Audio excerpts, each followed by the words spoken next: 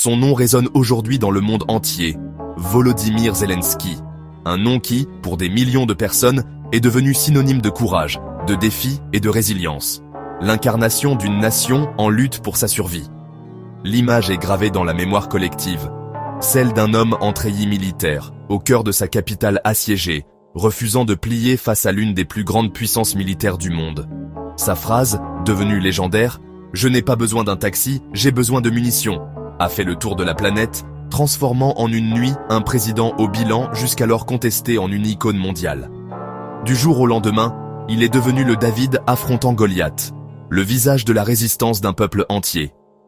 Ses discours passionnés, livrés depuis son bunker ou les rues bombardées de Kiev, ont résonné dans les hémicycles les plus prestigieux, ralliant un soutien international sans précédent.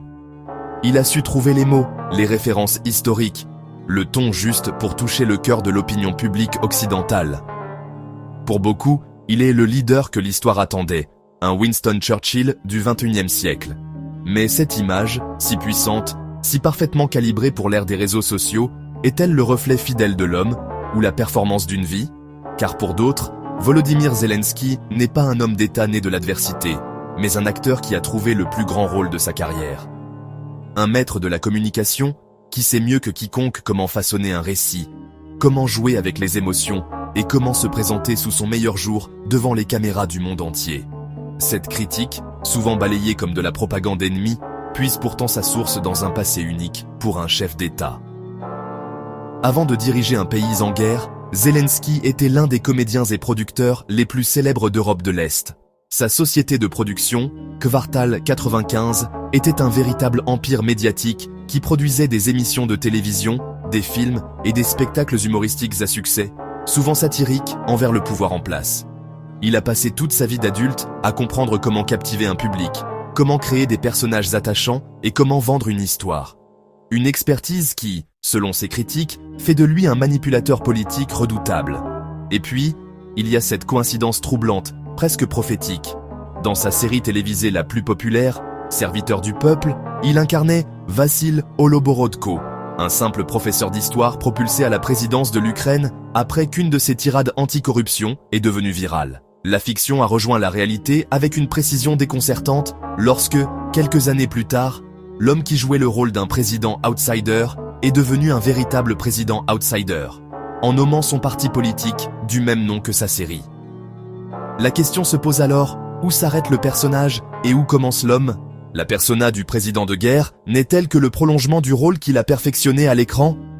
Pour tenter de répondre, il faut remonter plus loin, loin des palais présidentiels et des plateaux de télévision. Il faut aller à Kryvyi Rih, sa ville natale. Une cité industrielle, majoritairement russophone, au cœur de l'Ukraine. C'est là que Volodymyr Zelensky a grandi, dans une famille d'intellectuels juifs. Un héritage qu'il a rarement mis en avant, jusqu'à ce que l'invasion russe le place en première ligne face à un discours de dénazification. Son grand-père a combattu dans l'armée rouge contre les nazis, 3 de ses grands-oncles ont péri dans l'Holocauste. Cette histoire familiale complexe est une clé pour comprendre l'homme, bien au-delà du personnage public. Son ambition première n'était pas le pouvoir, mais la scène. Dès son plus jeune âge, il se rêve en artiste, pas en politicien. Pourtant, la politique l'a rattrapé, ou plutôt, il l'a saisi. Élu sur une vague de mécontentement populaire, avec un score écrasant de plus de 73%, il a promis de briser le système, de lutter contre la corruption endémique et de mettre fin à la guerre dans le Donbass. Mais son mandat avant l'invasion de 2022 est loin d'être un conte de fées. Ses détracteurs soulignent ses liens troubles avec l'oligarque Ihor Kolomoïski, dont la chaîne de télévision a non seulement diffusé sa série, mais aussi soutenu massivement sa campagne. Puis, il y a eu le scandale des Pandora Papers, révélant des actifs offshore que le candidat anti-corruption avait omis de déclarer. Avant la guerre, ses taux d'approbation étaient en chute libre, et sa présidence semblait s'enliser dans les mêmes vieilles pratiques politiques qu'il avait juré de combattre. Alors, comment réconcilier ces deux visages de Volodymyr Zelensky? Le président en difficulté, critiqué pour ses échecs et ses compromissions, et le héros de guerre acclamé dans le monde entier? C'est le puzzle que nous allons tenter d'assembler. Dans ce documentaire, nous allons explorer chaque facette de son parcours extraordinaire. De l'humoriste qui se moquait des puissants à l'homme qui défie aujourd'hui Vladimir Poutine. Nous analyserons ses stratégies de communication, nous reviendrons sur les controverses qui ont marqué sa présidence et nous chercherons à comprendre les forces qui ont façonné cet homme hors du commun. Est-il un visionnaire qui a su se transcender au moment le plus sombre de l'histoire de son pays? Ou un manipulateur de génie qui utilise son talent d'acteur pour mener le plus grand spectacle de sa vie sur la scène mondiale? L'homme est-il devenu le masque, ou le masque a-t-il révélé la véritable nature de l'homme? La réponse est peut-être bien plus complexe qu'un simple choix entre héros et imposteur. Aujourd'hui, nous plongeons dans l'histoire de Volodymyr Zelensky pour démêler le vrai du faux, l'homme de la légende. L'histoire commence ici, à Kryvyi Rih, une ville industrielle au cœur de l'Ukraine, forgée par l'acier et le béton de l'ère soviétique. C'est dans ce paysage austère, le 25 janvier 1978, que naît Volodymyr Zelensky. Il grandit dans une famille d'intellectuels juifs, loin des cercles du pouvoir. Son père, un brillant professeur de cybernétique, et sa mère, ingénieure, lui offrent une éducation solide, mais modeste, dans un monde en pleine mutation. L'Union soviétique vit ses dernières heures, et le jeune Volodymyr est le témoin de l'effondrement d'un empire et de l'émergence chaotique d'une Ukraine indépendante. Cette période de transition, marquée par l'incertitude économique, mais aussi par une liberté nouvelle, forgera profondément sa vision du monde et celle de toute une génération, prise entre la nostalgie d'un ordre ancien et la promesse d'un avenir à construire. C'est dans ce contexte qu'il développe une fascination pour le monde extérieur, apprenant l'anglais et rêvant d'horizons plus vastes que les mines de fer de sa ville natale. Pourtant, ce n'est pas la science ou l'ingénierie qui l'attire, mais la lumière des projecteurs. Enfant, il est déjà passionné par la scène, le théâtre, et surtout, le pouvoir du rire. Poussé par ses parents vers une voie plus conventionnelle, il s'inscrit à la faculté de droit, une concession à la raison familiale. Mais sa véritable université sera le KVN, un concours de comédie télévisée immensément populaire dans tout l'espace post-soviétique.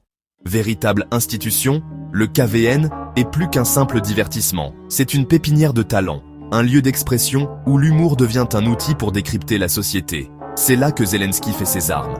Avec une bande d'amis, il monte une équipe Zaporizhia Kryvyi Rih Transit. Son charisme, son énergie et son sens de la répartie le propulsent rapidement sur le devant de la scène. Il abandonne le droit sans jamais avoir exercé, choisissant définitivement la comédie comme vocation. De cette expérience fondatrice, naît en 2003 le studio Kvartal 95, du nom de son équipe de KVN. Mais Kvartal 95 est bien plus qu'une simple troupe de comédiens. En quelques années, Zelensky et ses partenaires la transforment en l'une des sociétés de production les plus puissantes d'Ukraine. Ils créent des émissions de télévision, des films, des concerts, bâtissant un véritable empire médiatique. Leur marque de fabrique, une satire politique féroce et sans concession. Dans leurs émissions, aucun homme politique n'est épargné. Les oligarques, les députés corrompus, les présidents successifs, tous passent à la moulinette de leur humour corrosif. Pour des millions d'Ukrainiens, les spectacles de Kvartal 95 deviennent un rendez-vous incontournable. Une sorte de journal télévisé satirique qui dit tout haut ce que beaucoup pensent tout bas. Zelensky n'est alors qu'un comédien, mais il est déjà, sans le savoir, l'un des commentateurs politiques les plus influents du pays. Il a le pouls de la nation, il comprend ses frustrations et ses espoirs.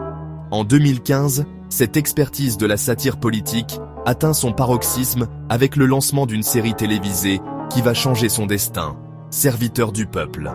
Zelensky y incarne Vassil Holoborodko, un professeur d'histoire intègre et maladroit, filmé à son insu par un élève, alors qu'il se lance dans une tirade passionnée et vulgaire contre la corruption endémique qui ronge le pays. La vidéo devient virale et propulse ce citoyen ordinaire à la présidence de l'Ukraine. Le succès est phénoménal, stratosphérique. La série n'est pas seulement une comédie, c'est un véritable phénomène de société. Elle arrive à un moment crucial pour l'Ukraine. Le pays, encore secoué par la révolution de Maïdan de 2014 et meurtri par la guerre dans le Donbass, est rongé par un profond cynisme envers sa classe politique. Les promesses de changement ont été trahies, la corruption semble invincible. La série offre alors un exutoire, une forme de rêve collectif. Holoborodko n'est pas un politicien, c'est l'anti-politicien absolu. Il est l'homme honnête que tout le monde attend. La fiction devient un miroir des aspirations d'un peuple entier. Puis, l'impensable se produit. Le 31 décembre 2018, quelques minutes avant le traditionnel discours présidentiel du Nouvel An, la chaîne de télévision qui diffuse les productions de Kvartal 95 Programme une annonce de Volodymyr Zelensky. Il ne s'agit pas d'un sketch. Il annonce sa candidature à l'élection présidentielle de 2019. La fiction est sur le point de dévorer la réalité. Sa campagne est à l'image de son personnage, totalement disruptive. Pas de grands meetings, pas de bains de foule traditionnels, pas de débats politiques ennuyeux. Zelensky mène une campagne virtuelle, s'adressant directement aux électeurs via les réseaux sociaux, avec des vidéos courtes, des messages simples et un slogan percutant. Faisons-les tomber ensemble. Il nomme son parti politique « Serviteur du peuple », brouillant délibérément les frontières entre l'acteur et le candidat, entre la série et le programme politique. L'establishment politique, y compris le président sortant Petro Poroshenko, un oligarque chevronné, le méprise, le qualifiant de clown. Ils ne comprennent pas que le rire a changé de camp. Le 21 avril 2019, le verdict des urnes est un séisme. Zelensky est élu président de l'Ukraine avec plus de 73% des voix. Un score sans précédent, un rejet massif de l'ancienne garde. Dès lors, une question clé, fondamentale, se pose et elle est au cœur de son énigme. Les Ukrainiens ont-ils voté pour l'homme, Volodymyr Zelensky, en espérant un vrai changement, une rupture radicale avec des décennies de corruption et de déception politique? Ont-ils vu en lui, l'entrepreneur à succès et le critique acerbe du système, la seule personne capable de casser la baraque? Ou bien ont-ils succombé au charme de la fiction en élisant le personnage qu'ils jouaient à l'écran? Ont-ils voté pour Vassil Holoborodko, ce président idéal, simple et honnête, dont la série avait été, en somme, le plus long et le plus efficace des clips de campagne? La réponse est sans doute un mélange complexe des deux. Le personnage a créé une possibilité narrative, un horizon d'attente. Mais c'est bien la colère et le désir profond de dignité du peuple ukrainien qui ont fourni le carburant politique à cette incroyable ascension. L'acteur était devenu président. Le plus difficile restait à faire. Écrire le scénario de la réalité. Le 24 février 2022. Aux petites heures d'une nuit glaciale, le monde bascule. Après des mois de démentis cyniques et de tensions croissantes aux frontières, la Russie lance une invasion massive et totale de l'Ukraine. Ce n'est pas une incursion limitée, mais une guerre d'une échelle que l'Europe n'a pas connue depuis 1945. Des missiles de croisière s'abattent sur des aérodromes, des dépôts de munitions et des centres de commandement à travers tout le pays. Des colonnes de blindés franchissent la frontière depuis le nord en direction de Kiev, depuis l'est dans le Donbass et depuis le sud à partir de la Crimée annexée. La stupeur initiale laisse place à la terreur. Pour des millions d'Ukrainiens, le son des sirènes de raids aériens devient la bande-son d'une nouvelle réalité cauchemardesque. À Washington, Londres et Bruxelles, le pronostic est sombre, quasi unanime. Les services de renseignement occidentaux prédisent la chute de Kiev en 72 heures. Le plan semble évident, décapiter le gouvernement ukrainien et installer un régime fantoche. Dans ce contexte, la survie de Volodymyr Zelensky est jugée impossible. Les États-Unis lui proposent une porte de sortie, une exfiltration pour former un gouvernement en exil. C'est une offre pragmatique, logique, basée sur tous les précédents historiques. Le monde entier s'attend à ce que l'ancien comédien accepte, qu'il quitte Kiev pour sauver sa vie et continuer un combat symbolique depuis l'étranger. Mais il refuse. Sa réponse, transmise aux Américains, va faire le tour de la planète et changer la perception du conflit. Une phrase simple, directe, presque brute, qui deviendra instantanément légendaire. Le combat est ici. Je n'ai pas besoin d'un taxi, j'ai besoin de munitions. Ce n'est pas une déclaration politique policée, c'est un cri de ralliement. Un acte de défi existentiel qui électrise son peuple et secoue la conscience des dirigeants occidentaux. En une seule phrase, Zelensky transforme le récit. L'Ukraine ne sera pas une victime passive, elle se battra. Pour contrer la propagande russe qui le dit déjà en fuite, il publie une vidéo filmée au smartphone dans les rues de Kiev, entouré de ses plus proches conseillers. Le message est clair. Nous sommes ici, nos soldats sont ici, les citoyens de notre pays sont ici. Cette vidéo de 40 secondes est peut-être l'arme la plus efficace des premières heures de la guerre.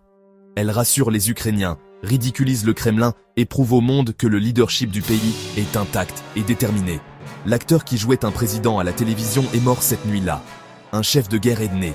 Il abandonne le costume cravate pour un simple t-shirt ou un polaire vert olive, qui deviendra son uniforme, le symbole d'une présidence en état de siège. Il devient le visage de la résistance ukrainienne, et sa nouvelle scène est le monde entier. Comprenant que la survie de son pays dépend du soutien international, il se lance dans une tournée diplomatique virtuelle sans précédent. Il s'adresse au Congrès américain, au Parlement britannique, au Bundestag allemand, à l'ONU, à Cannes, au Grammy. Chaque discours est une performance, calibrée pour toucher la corde sensible de son auditoire. Devant les Britanniques, il invoque Shakespeare et le « We shall fight on the beaches » de Churchill. Face aux Américains, il rappelle Pearl Harbor et le 11 septembre, demandant un « no-fly zone » pour protéger nos ciels. Auprès des Allemands, il évoque le mur de Berlin, les implorant de détruire ce nouveau mur en Europe, érigé par l'agression russe. Il ne se contente pas de demander de l'aide. Il met au défi, il accuse, il flatte, il implore. Il fait de la cause ukrainienne la cause de toutes les démocraties. Inévitablement, les médias occidentaux et les historiens cherchent une comparaison. Un nom s'impose, Churchill. Comme le vieux lion, en 1940, Zelensky est un leader inattendu qui incarne la résistance de sa nation face à un tyran. Tous deux utilisent les technologies de leur temps, la radio pour l'un, les réseaux sociaux et la visioconférence pour l'autre, pour galvaniser leur peuple et le monde libre. La comparaison est flatteuse, puissante. Elle place le combat de l'Ukraine dans une lignée historique prestigieuse, celle de la lutte de la démocratie contre la tyrannie. Mais derrière cette image iconique, une question subsiste, murmurée dans les chancelleries et les salles de rédaction. Qui est vraiment l'homme, Andreï Olive, l'acteur de serviteur du peuple? Est-il en train de jouer le plus grand rôle de sa vie, utilisant son talent de communicant pour projeter une image de courage sur la scène mondiale? Ou bien la brutalité de la guerre, la responsabilité écrasante de millions de vies, ont-elles forgé en lui un courage qu'il ne se connaissait pas lui-même? Est-ce une performance héroïque ou la manifestation authentique d'un homme poussé dans ses derniers retranchements? La réponse est sans doute plus complexe. Peut-être que la distinction n'a plus d'importance. Peut-être que dans une guerre pour la survie nationale, le rôle et la réalité finissent par fusionner, l'un nourrissant l'autre jusqu'à devenir indiscernable. L'homme doit jouer le héros pour que la nation survive, et en jouant ce rôle chaque jour, sous les bombes, il le devient réellement. Avant la guerre déjà, des critiques apparaissaient, accusations de corruption, relations avec des oligarques puissants. Pendant la guerre, fermeture de plusieurs médias considérés comme pro-russes, suspension de partis d'opposition, concentration du pouvoir exécutif. Ses opposants l'accusent de dérive autoritaire. Ses défenseurs répondent « En temps de guerre, un pays a besoin d'unité, pas de division ». Où s'arrête le leadership et où commence la manipulation? Zelensky sait utiliser son passé d'acteur, caméra, réseaux sociaux, mise en scène, apparition régulière en treillis militaire pour renforcer son image de président-soldat. Certains disent « Il joue un rôle, il contrôle son image comme un metteur en scène ». D'autres soulignent son talent unique, transformer la communication en arme politique. Il obtient des milliards de dollars d'aide occidentale. Est-ce de la manipulation ou simplement une stratégie brillante pour sauver son pays? La guerre s'éternise, les pertes humaines sont énormes. L'économie ukrainienne est affaiblie, dépendante des aides étrangères. Zelensky promet de reconstruire une Ukraine moderne et tournée vers l'Europe. Mais ses critiques affirment qu'il mène le pays vers un avenir incertain, qu'il a vendu son indépendance en échange du soutien occidental. Question clé. Sera-t-il vu comme le président qui a sauvé l'Ukraine ou celui qui l'a sacrifié? Volodymyr Zelensky. Président courageux ou manipulateur habile? Visionnaire ou acteur qui joue son plus grand rôle? Peut-être est-il tout cela à la fois. Ce qui est sûr, c'est que son nom restera gravé dans l'histoire. Mais l'histoire, elle, décidera s'il restera dans la mémoire comme un héros ou comme un imposteur. Et vous, qu'en pensez-vous? Est-ce que Zelensky est un dirigeant sincère ou un manipulateur de génie?